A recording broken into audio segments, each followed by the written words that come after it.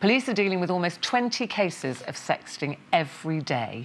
It's so common now that Childline has released an anti-sexting app. They're calling it Zip It, and this helps arm young people with funny little pictures and videos that they can send back to someone if they're asking them for a sexual picture. It's always quite shocking when we talk about sexting, you know, especially when we're talking about children as young as 10.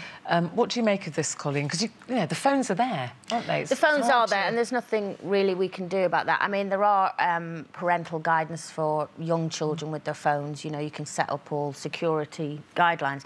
But I think for older kids, well, any kids of any age, I think the main thing for me is you always have to, and it's not an easy topic. No kid wants to really talk to their parent about anything to do with sex or anything like that, but you have to.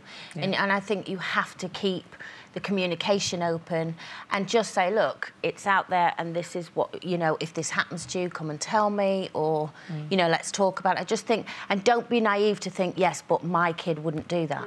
You know, because thing, a lot of the times you do think... You say you talk to your daughter and you assume that they won't do it, but well, there's no guarantee. Generally, you think, OK, sensibly, they've got that thing in their head that this is something that you don't do. But then if you cast all of our minds back to that first crush that you have, and you think that you love them and that they love you, and in that context you think, well, I know I'm not supposed to do this, but they love me and they're not going to do anything, you know, to hurt me, and so you send something that you probably shouldn't send.